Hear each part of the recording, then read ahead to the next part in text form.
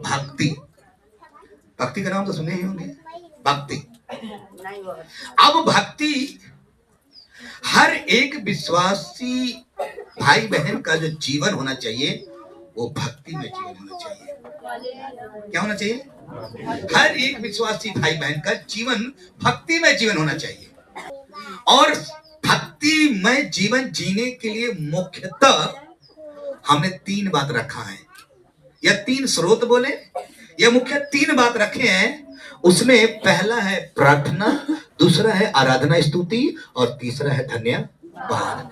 अगर आप विश्वास करते हो तो ये आप अगर भक्ति कर रहे हो, आपके जीवन में भक्ति होनी चाहिए, तो आपके जीवन में प्रार्थना, आराधना स्तुति और धन्यवाद देना ये आपके जीवन में होनी चाहिए। अगर ये नहीं है तो भक्ति नहीं कर रहे हो। हालेलुया। आप भक्ति, तो उसमें से मैं अभी पिछले प्रार्थना के बारे में बताया, फिर प्रार्थना पर ही आएंगे। और मैंने बताया कि प्रार्थना केवल मांगना नहीं है। हालेलुया। प्रार्थना केवल मांगना नहीं है, बल्कि प्रार्थना परमेश्वर के करीब जाना, परमेश्वर से संगति रखना, परमेश्वर से घनिष्ठ संबंध बनाना, यह प्रार्थना है। और मैंने कल समझा रहा था, देखो आप वचन पढ़ सकता है, बोल सकता है, लेकिन प्रार्थना नहीं कर सकता है। क्यों प्रार्थना नहीं कर सकते हैं? क्योंकि प्रार्थना का मतलब होता है आप करीब जाते हैं परमेश्वर के, आप उनसे बातचीत करते हैं, और शैतान नहीं चाहता है कि तुम परमेश्वर से बातचीत करो, नहीं चाहता वो। और इसीलिए हमारी प्रार्थना लाइफ क्या हो जाती है?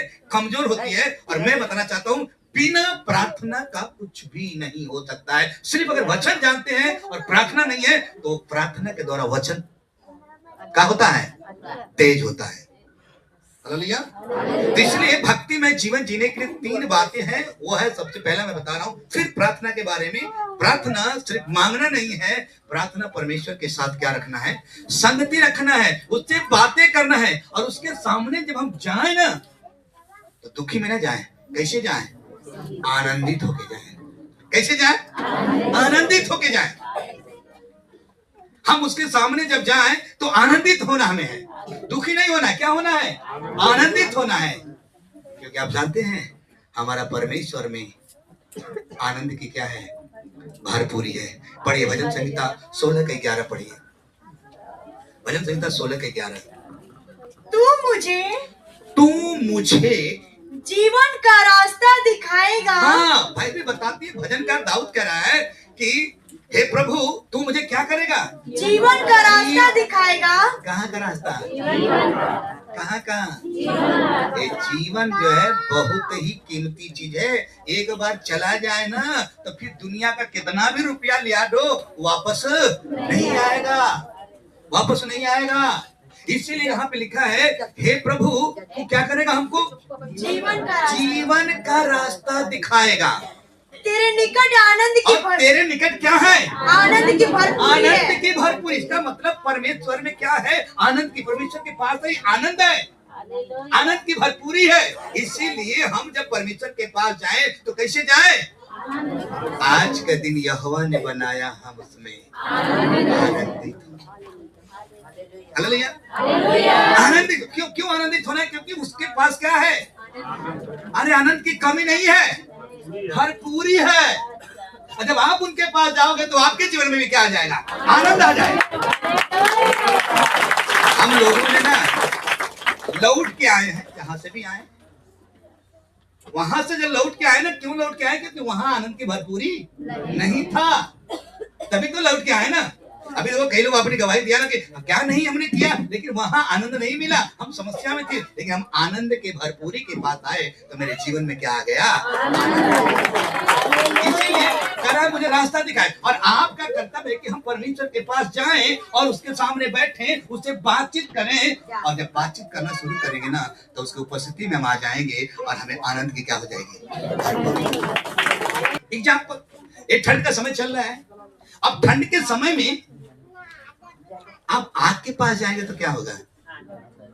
अरे बोलिए ना कुछ। हाँ, अगर ठंड के समय में जब हम आग के पास जाते हैं तो हमारी ठंड क्या हो जाती है? भाग जाती है, हमें आनंद हो जाता है। उसी प्रकार से अगर हम दुख में हैं, कष्ट में हैं, निराशा में हैं और हम परमेश्वर के पास यानी उस आनंद के पास जब जाएंगे ना तो हमारा सारा कष्ट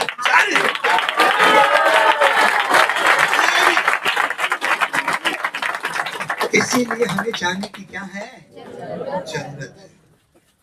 आज मैं सोचता हूँ विश्वासी लोग इतने हैं लेकिन आज उनके जीवन में आनंद की भरपूरी नहीं है, जबकि आनंद की भरपूरी के पास आए हो आनंद की भरपूरी नहीं है। भजनकार कहता है यहोवा मेरा चरवाहा है, मुझे कोई घटी नहीं, क्योंकि आनंद की भरपूरी है।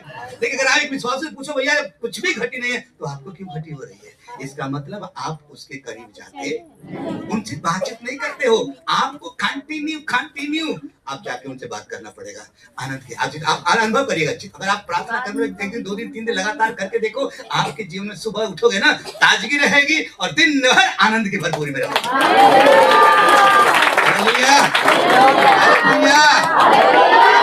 हमें क्या करना है? आनंद की भरपूरी के पास जाएं और जाएं जब ना मिलेगा, क्योंकि मेरा परमेश्वर सुनने वाला परमेश्वर है। इसीलिए भजनकार दाऊद फिर कहता है 34 के 4 में, भजन संख्या 34 के 4 में, मैं यहोवा के पास गया, मैं यहोवा के पास गया, तब उसने मेरी सुन ली। तब उसने मेरी क्या कर ली? आप यहोवा के पास गए नहीं सुन ली, इसका कारण क्या है? आप अपने मकसद के लिए गया, केवल आप अपने सिर्फ काम के लिए गया है। लेकिन यहाँ लिखा है प्रभु जब मैं तेरे पास गया, पास गया तब उसने मेरी सुन ली, तब उसने मेरी क्या कर ली? और मुझे पूरी रीति से निर्भय किया। मुझे पूरी रीत से क्या कर दिया? एकदम निर्भय किया। अब कोई चिंता नहीं, क्योंकि आनंद की क्या आ चुकी है? भरपूरी। अब कोई दिक्कत नहीं है, आनंद की भरपूरी है। हालेलुया। इसमें वो कह रहा है कि मैं उसके पास गया, मेरी प्रार्थना क्या कर लिया? सुन ली और मुझे पूरी रीत से क्या कर दिया? निर्भय। कोई भय नहीं, कोई चिंता नहीं, कोई दिक्कत नहीं है, क्योंकि अब उसके सामने क्या है? आनंद की भरपूरी। ये बता रहा हूं आपको कि भक्ति में जीवन जीना पड़ेगा। अगर आप विश्वास करते हो तो आप मत कहिए कि नहीं प्रभु में ताकत नहीं है या प्रभु के पास गए नहीं। आपको जीवन प्रार्थना में जीवन होना चाहिए और अपने आप को परख कर देखो, क्या सच में मेरा जीवन प्रार्थना में जीवन है? करके देखना। और मैं विश्वास के साथ बोल रहा हूं, अगर आप प्रार्थना में जीवन में रहेगा, आराधना में जीवन में रहेगा, आप धन्यवाद में जीवन में रहेगा, तो मैं कहता हूं आनंद की क्या रहेगी? आपका ना दुख भगा देगा। दुख है नहीं, आपकी उम्र को भी बढ़ा देगा। मरने वाले हो तो परमेश्वर ने क्या करेगा? उसको भी क्या करेगा? हटा देगा। लेकिन जब आप उसके करीब जाएंगे तब आपका कर्तव्य है जाना, आपका कर्तव्य है उससे बात करना, ये आपकी जिम्मेदारी है। भक्ति में देखो, अभी संसार में देखो ना, भक्ति में जीवन जीने का सुबह सुबह उठ करके भोर में ही अपना, अब हम आप क्या करते हैं? हमें भी उठना चाहिए, लेकिन हम लोग क्या रहते हैं? सोचो समझो कैसे मिलेगा? कुछ लोग कहते हैं भैया मैंने ये काम था ना, ये वो वेरी गुड, वो हो जाएगा, क्योंकि परमेश्वर का अनुग्रह है, विशेष अनुग्रह नहीं है, समान अनुग्रह है। सब कभी कभी बोलते हैं भैया ये काम मैंने ठाना, हो गया, परमेश्वर की कृपा, वो होगा, क्योंकि परमेश्वर की कृपा है, लेकिन आप चुने हुए नहीं हो। सब परमेश्वर का अनुग्रह है, होगा, समान अनुग्रह। सभी लोग बोलते हैं ना हम इन्हें काम खाना, ये हो गया, वो हो गया, सब परमेश्वर की महिमा। ये परमेश्वर का समान अनुग्रह है, सबके लिए होगा, लेकिन विशेष अनुग्रह वाले वही हैं जो सचमुच में प्रार्थना में आराधना में और इसलिए कहता कि मैं गया परमेश्वर के पास तो परमेश्वर मेरी क्या कर ली? सुन ली, मुझे निर्भय कर दिया। अब कोई दिक्कत नहीं, कोई समस्याएं नहीं है, क्योंकि परमेश्वर ने मेरी सुन ली। Hallelujah, hallelujah. इसलिए मैं यही, हमारा टॉपिक यही रखे, भक्ति में जीवन जीना पड़ेगा, आपको प्रार्थना करना पड़ेगा, आपको आराधना स्तुति करना पड़ेगा, आपको धन्यवाद देना पड़ेगा। हालेलुया।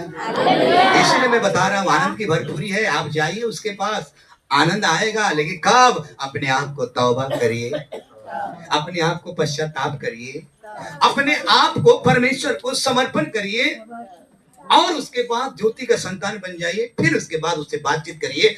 परमेश्वर हमारा वो पिता है, वो आपको ना कहेगा बल्कि हाँ कहेगा। हालेलुया। वो करेगा, इसलिए आपको समझने की क्या है जरूरत है। इसलिए बाइबल में लिखा है यूहन्ना 8:12 में, यीशु ने फिर लोगों से कहा, यीशु मसीह ने फिर लोगों से कहा, जगत की ज्योति मैं हूँ। जगत की, कहाँ की? जगत की ज्योति मैं हूँ। जो मेरे पीछे हो लेगा, मेरे पीछे हो लेगा, वो अंधकार में न चलेगा। नहीं चलेगा। अब आप प्रभु के संतान होंगे, ज्योति के संतान होंगे, फिर आपकी प्रार्थना सक्सेस हो जाएगी। इसलिए मैं चाहता हूं कि अगर आप उसके पास जाएं तो आज ही प्रभु कहता है, आज ही मैं तुझे असत्य से कहां लेके जाऊंगा, सत्य की ओर लेके चला जाऊंगा। आज ही तुम्हें अंधकार से कहां लेके जाऊंगा, प्रकाश में लेके चला जाऊंगा। आज ही तुझे मृत्यु से मैं कहां लेके आऊंगा, जीवन की ओर। हालेलुया। इसीलिए बाइबल में पौलुस लिखते हैं इफिसी 5 अध्याय का 8 पद में, यानी कुलुसी 1 का 13 पहले पढ़ी 13, उसी में हमें अंधकार के वश से छुड़ाकर, उसी ने हमें अंधकार के वश से छुड़ाकर, इसलिए उसी ने हमें अंधकार के वश से हमें छुड़ाकर, अंधकार के वश में छुड़ाकर, छुड़ा। उसी ने, हम लोग नहीं छुड़ पाए, उसी ने हमें छुड़ा करके अपने प्रिय पुत्र के राज्य अपने में, प्रिय पुत्र के राज्य में, कहाँ पे? राज्य में प्रवेश कराया। प्रवेश कर रहे। हालेलुया। अपने राज्य में हमें छुड़ा करके, अपने राज्य, हम थे अलग जगह लेकिन छुड़ा दिया वो अलग जगह, हम यहाँ आ गए। अब यहाँ आ गए हैं ना, अगर हम खुदा के पास जाएंगे तो हमारी क्या करेगा, वो सुन लेगा। हमारी भक्ति में जीवन होनी चाहिए। 3 स्रोत है, सिर्फ एक ही बता रहा हूं आपको। पिछली बार प्रार्थना पर मैंने बहुत बातें रख चुका हूं और अलग अलग बातें रखता हूं, आप समझिए और अपने आप को करिए। प्रार्थना करना शुरू कर दिए, परमेश्वर आपके जीवन में क्या करेगा, काम कर। अभी सुनिए ना कि बच्ची को बुखार आया था, भैया ने पीछे हाथ बढ़ा करके उन्हें क्या कर दिया, दुआ कर दिया, और खुदा ने क्या कर लिया, चंगा कर दिया। हालेलुया। हाँ, क्यों हुआ? क्योंकि उन्होंने अपने जीवन को प्रभु के समर्पण कर चुके हैं। इसलिए जब प्रभु के पास जाएंगे तो पूर्ण से क्या करेगा, निर्भय करेगा, उनकी सुन लेगा, क्योंकि उसमें आनंद की क्या है, भरपूरी। हालेलुया। इसीलिए उन्होंने बाइबल बताती, पौलुस कहते हैं हमें प्रभु यीशु मसीह ने हमें क्या करे, अंधकार के वश से छुड़ाकर अपने प्रिय पुत्र के राज्य में अपने प्रवेश कराया। प्रिय पुत्र के राज में क्या कर लिया। अब वहां इसलिए जगह ला दिया, ना कोई दुख, ना कोई परेशानी, न कोई समस्या है, न कोई रोना, न कोई दांत का पीसना होगा। सवाल आपके ऊपर है, क्या हम भक्ति में जीवन जीना चाहते हैं? आप चलना चाहते हैं, करना चाहते हैं? आप करेंगे तभी, नहीं करेंगे तो। इसलिए चिल्लो ने बोला, हे प्रभु मुझे क्या सिखा, क्या करना। हाँ, प्रार्थना ही नहीं कि हम मांगे, खाली प्रार्थना, बात करना सिखा प्रभु। हम बात, उसने कहा करना तो ही करना। हे पिता, पिता एक संबंध रखता, आप उनके पास जाएं, और मेरा ऐसा पिता है जो सब कुछ दे सकता है। हालेलुया। सब कुछ दे सकता है, इसलिए लाया है। हम उसके राज्य में चले गए हैं, अब हम प्रार्थना कर सकते हैं, हम जा सकते हैं, हम उनसे बात कर सकते हैं, और हमारी प्रार्थना का परमेश्वर उत्तर देगा। इफिसी 5 के 8 में लिखा है, क्योंकि तुम तो पहले अंधकार में थे, क्योंकि तुम तो क्या थे, पहले अंधकार में थे, अंधकार में थे, परंतु अब प्रभु में ज्योति अब हो। प्रभु में क्या हो, ज्योति हो। अतः ज्योति की संतान के समान चलो। हालेलुया। ज्योति के संतान के समान क्या करो, चलो। अब आपका कर्तव्य है चलना, आप चले। अब वो परमेश्वर ने आपको छुड़ा लिया है, अब उसमें चले। कहा, ज्योति में। कहा चले, ज्योति में। ज्योति के संतान हो चुके हैं, आप ज्योति में चले, उनसे बातचीत करें प्रभु से, और प्रभु आपके प्रार्थनाओं को क्या करेगा, उत्तर देगा। नहीं तो फिर आप कितना कोशिश करा लो, कुछ होने वाला नहीं है। ताकि विराम लोगा।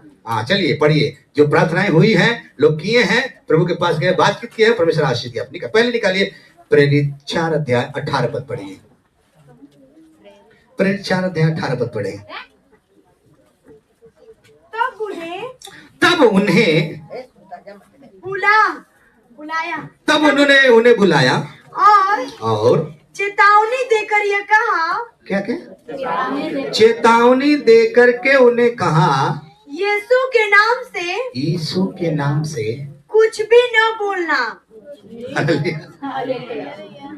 देखो ये लोग ना हमें क्या कर रहा हूं, सुनो ये देखो यहाँ पर ये जो सुसमाचार सुनाने वाले हैं सब परमेश्वर की महिमा कर रहे हैं, लेकिन कुछ लोगों ने अब सिंपल है बोलो समस्या आ गई और जटिल समस्या आ गई। और कैसी समस्या आ गई? खबरदार थे आज के बाद अब तू लोग के मुंह से यीशु के नाम से यीशु के नाम से कुछ भी न बोलना और न सिखाना।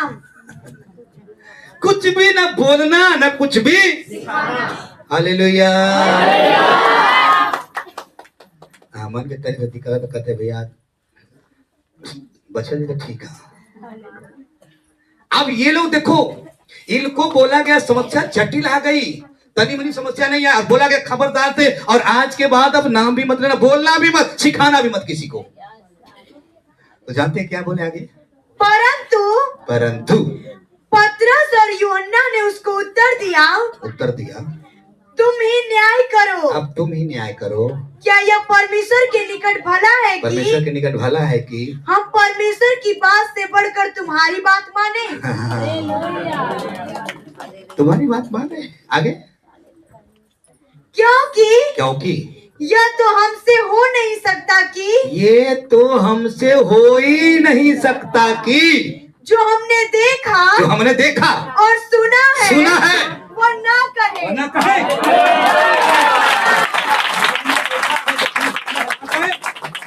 इसका मतलब है इतनी बड़ी समस्या आ गई, लेकिन ये लोग के पास इतनी समस्या आ गई और इतना धमकी दे गया। चुप हो गए क्या ये लोग? चुप हो गए क्या? अरे बोलो विश्वास, चुप हो गए क्या? हाँ हम लोग सोचते बस कहीं दुआ करा दे पास्टर जी से सारा किस्मतें का हो जाए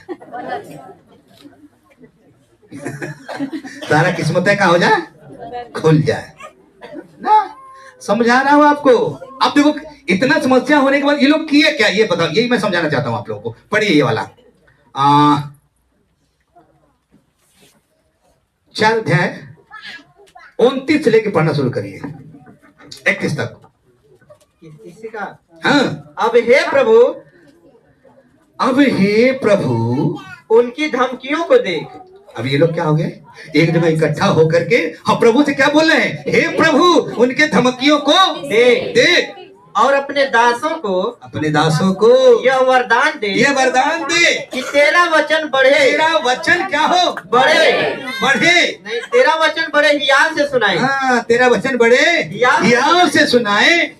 चंगा करने के लिए तेरा वचन बड़े हियाव से सुनाए और चंगा करने के लिए तू अपना हाथ बढ़ा के चिन्ह और अद्भुत काम तेरे पवित्र सेवक यीशु के नाम से किए जाए। आगे बढ़िए। जब वो प्रार्थना कर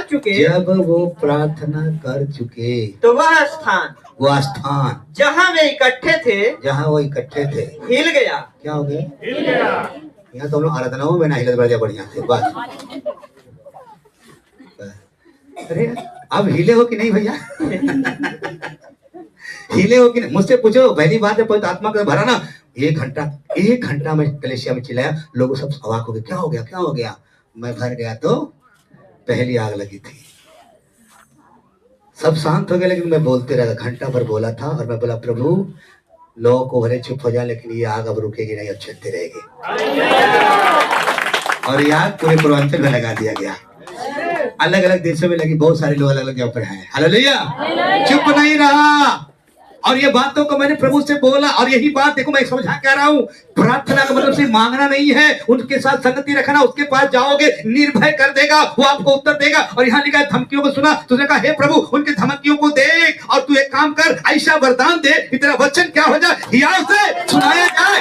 अगर वचन सुनाया जाएगा तो प्रभु चंगा करने का तू अपना हाथ क्या करना? बढ़ा देना। हालेलुया। ताकि लोग सीखा पाए, छुटकारा पाए, चंगाई पाए और वो लोग प्रार्थना कर रहे जगह हिल गया। अब कल्पना करो यदि आप परमेश्वर के करीब जाते हो तो मैं ऐसे बोलता हूँ, चाहे आप घर में हो चाहे जहां भी रहोगे, मैं बताना चाहता हूँ, अरे छोड़ो अगर रास्ते में हो तो मैं बताता हूँ रास्ता नहीं हिलेगा, कम से कम आपका हृदय एकदम भरपूर हो जाएगा। हिल जाएंगे।